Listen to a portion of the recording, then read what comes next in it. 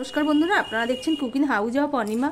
আমি আজকে টাইটেল আর থাম্বনেল দেখে তো বুঝেই গেছো, আজকে আমি ব্রেকফাস্ট বলো, ডিনার বলো, লাঞ্চ বলো, একটা টিফিন রেসিপি বানাচ্ছি। স্কুল বক্স বলো, অফিসের টিফিন বলো, তার জন্য আমি এখানে এক বাটি সুজি নিয়ে নিয়েছি। দেখতেই পেয়েছো। তার সাথে আমি দিয়ে দিচ্ছি এক বাটি আটা। তোমরা আটার জায়গায় ময়দাও ব্যবহার করতে পারো, কিন্তু আটাটা হেলদি বলে আটাটাই আমি দিয়ে দিলাম। আর এখানে দেখো টক দই নিয়ে নিয়েছি। এই টক দইটাকে ভালো করে ফ্যাটিয়ে নেব। ফ্যাটিয়ে নিয়ে এটাও আমি দিয়ে দিলাম। এবার বাটি ধুয়ে আমি একটুখানি জল দিয়ে দিচ্ছি, দিয়ে সম্পূর্ণটা আমি মিশিয়ে নিচ্ছি। টক দই, আটা আর সুজি। এখানে আমার আরেকটু জল লাগবে।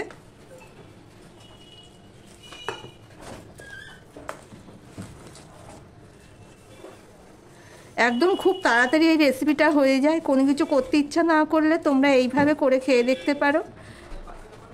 রাতবেলা হয়তো কিছু খাওয়া নেই, কোথাও গেছি, এসে কি করব বুঝতে পারছি না, তার জন্য এই রেসিপিটা চটপট করে নিতে পারো, রাতের খাবার হিসাবেও। এবার আমি এটাকে ভিজিয়ে রেখে দিলাম। এবার এর জন্য যা যা লাগবে সেগুলো সব আমি রেডি করে ফিরে আসছি। এদিকে দেখো একটা কড়াই বসিয়ে দিয়েছি। এবার দিয়ে দিচ্ছি সাদা তেল। আর এখানে দেখো আমি কিছু সবজি কেটে নিয়েছি। এখানে আলুটা ধুয়ে গ্রেট করে নিয়েছি, গাজরটাও তাই গ্রেট করে নিয়েছি, আদা কুচি নিয়েছি, লঙ্কা কুচি নিয়েছি আর টমেটো কুচি নিয়েছি। যেহেতু এটা নিরামিষভাবে বানাবো সেই জন্যই আমি এখানে পেঁয়াজ নিইনি, রসুনও নিইনি। এবার আমি দিয়ে দিলাম জিরে ফোড়ন। এবার দিয়ে দিচ্ছি নুন, দিয়ে দিচ্ছি হলুদ। কেন দিলাম নুন হলুদটা আগে বন্ধুরা, এই আদা আর কাঁচা লঙ্কাটা আমি একসাথে ফোড়নে দেবো। দেখো জিরেটা ফোড়ন হয়ে গেছে। এবার আদা আর কাঁচা লঙ্কাটা আমি দিয়ে দিলাম।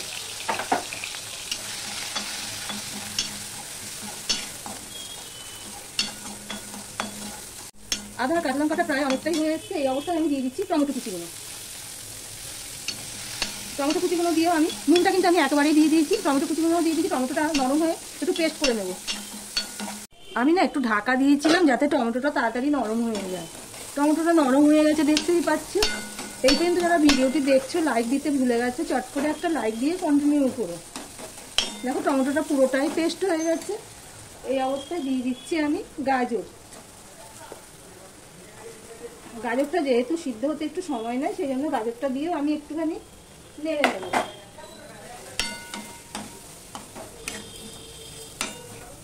নুনটা একেবারেই দেওয়া হয়ে গেছে।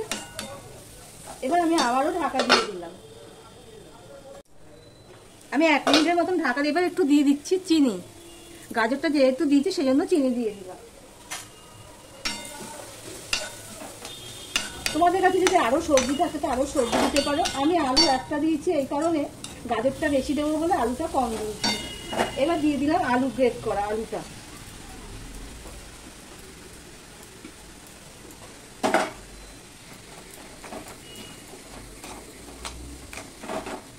আমি একটুখানি ভাজা মশলা দিয়ে দিচ্ছি। ভাজা মশলা বলতে এখানে মৌরি আছে, ধনে আছে, জিরে আছে। ওগুলো আমি একসাথে ভেজে গুঁড়ো করে রেখেছিলাম, সেটাই একটু দিয়ে দিলাম। এখানে কিন্তু আর কোনো মশলা দেবো না। এটা কিন্তু খুবই হেলদি একটা রেসিপি। এবার এটা ভালো করে আমি রান্না করে নেব। যদিও সব গ্রেট করা রয়েছে, সেরকম কিছুই করতে হবে না। আমার ভিডিওটি যদি ভালো লেগে থাকে প্লিজ লাইক কমেন্ট শেয়ার করে দিও। আর যারা নতুন বন্ধু ভিডিওটি দেখছে এখনো পর্যন্ত সাবস্ক্রাইব করেনি, তাদেরকে বলবো সাবস্ক্রাইব করে পাশে থাকার জন্য। এবার নুন মিষ্টিটা তোমরা পুরটা একটু চেক করে নেবে। স্টার্টিংটা নুন মিষ্টির স্বাদটা একটু চেক করে নেবে। তোমাদের স্বাদ অনুযায়ী দিয়ে দেবে। পুরটা যদি ভালো হয় তাহলে খেতে অসাধারণ লাগে খেতে। নুনটা কম হয়েছে তাই টেস্ট অনুযায়ী আমি আরেকটু নুন দিয়ে দিলাম। অফ ক্যামেরাতে আমি একটু দেখে নিয়েছি, দিয়ে টেস্ট অনুযায়ী একটু নুন দিয়ে দিলাম। নুন দিয়ে সম্পূর্ণটা ভালো করে আমি মিশিয়ে নিচ্ছি। সম্পূর্ণ নিরামিষ একটা টিফিন রেসিপি। নিরামিষের দিনে এই টিফিন রেসিপিটা তোমরা করে খেয়ে দেখতে পারো। দেখো বন্ধুরা কড়াই গায়ে থেকে উঠে যাচ্ছে, তার মানে আমার পুরটা রেডি হয়ে গেছে। এবার আমি গ্যাসটা অফ করে দিলাম। দেখো অনেকক্ষণই ঢাকা দেওয়া ছিল, সুজিটা এতক্ষণে ভিজে গেছে। আমি আরেকটুখানি জল দিয়ে দিচ্ছি। এখানে আরও একটু জল লাগবে।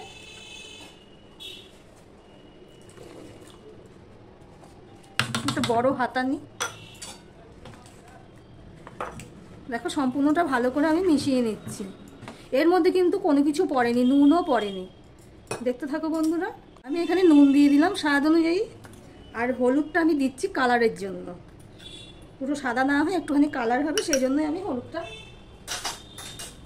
দিলাম। তোমরা চাইলে এখানে লঙ্কার গুঁড়ো দিতে পারো, কাশ্মীরি লঙ্কার গুঁড়ো দিতে পারো। এবার হলুদটা দিয়েও দেখো আমি সম্পূর্ণটা মিশিয়ে নিচ্ছি। দেখতে কালার সুন্দর হলে বাচ্চারাও খেয়ে নেবে।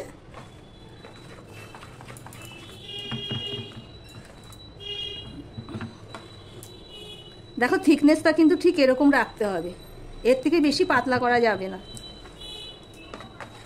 সম্পূর্ণটা তো মেশানো হয়ে গেছে, এবার একটুখানি আমি ফ্যাটিয়ে নিচ্ছি।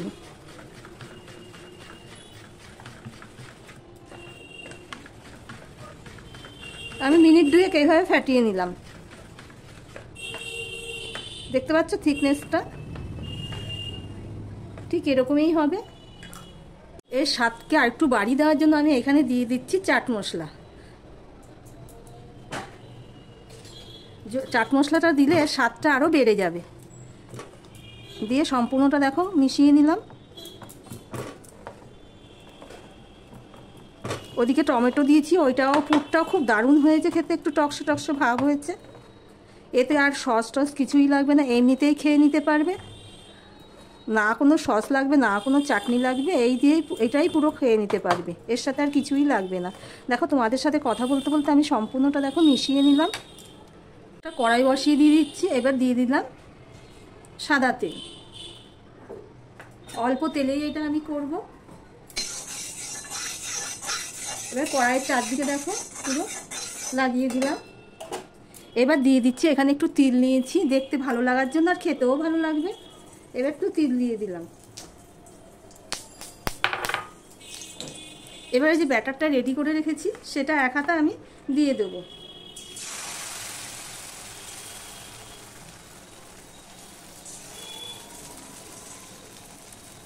আর একটু দিয়ে দেবো, আর একটু বড় সাইজ করবো।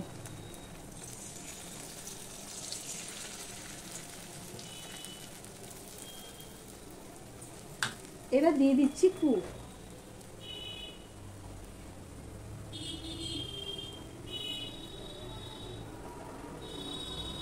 পুরটা একটু বেশি করে দেবে, তাহলে খেতে ভালো লাগবে।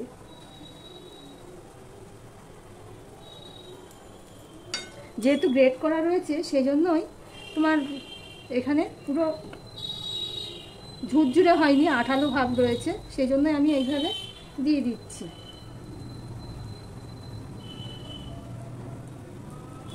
এবার উপরেও আমি এক হাতা দিয়ে দেবো।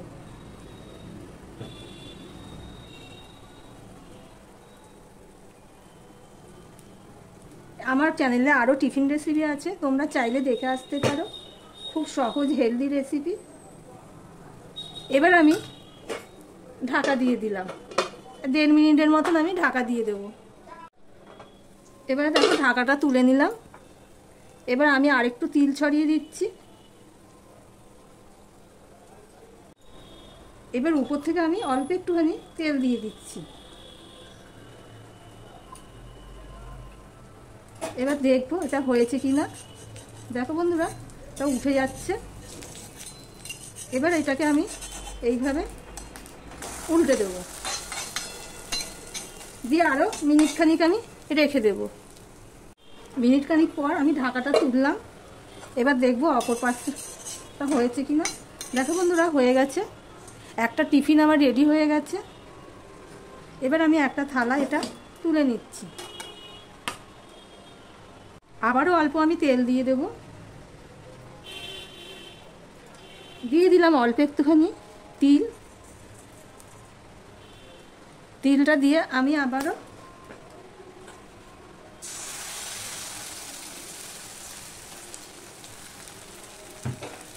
একটু পাতলা করে নেবে, তাহলে তাড়াতাড়ি হবে। আর একটু ছোট সাইজের করলে খুন্তি দিয়েই উল্টানো যায়, আর যদি বড় সাইজের করো তাহলে উল্টাতে একটু অসুবিধা হবে। এবারে আবারও আমি পুরটা দিয়ে দিচ্ছি এইভাবে। পুরটা কিন্তু হেভি হয়েছে খেতে।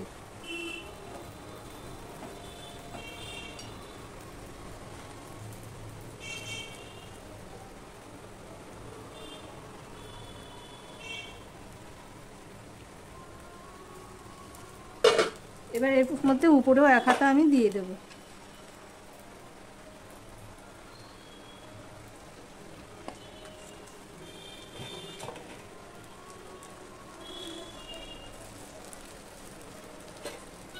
একটুখানি তিল দিয়ে দিচ্ছি।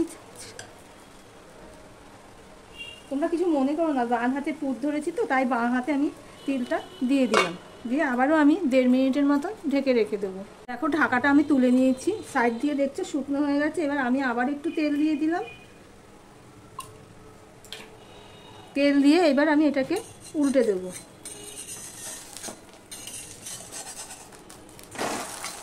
উল্টে দিয়ে আমি আবারও ঢাকা দিয়ে দিচ্ছি। একইভাবে সমস্ত পরোটাগুলো আমি, টিফিনগুলো, পুরভরা পরোটা যাই বলো না কেন, সব আমার ভাজা হয়ে গেছে, দেখতেই পাচ্ছ। তাহলে ভিডিওটি আজকের মতন এখানেই শেষ করলাম। আবার অন্য কোনো রেসিপি নিয়ে চলে আসবো বন্ধুরা, সঙ্গে থেকো।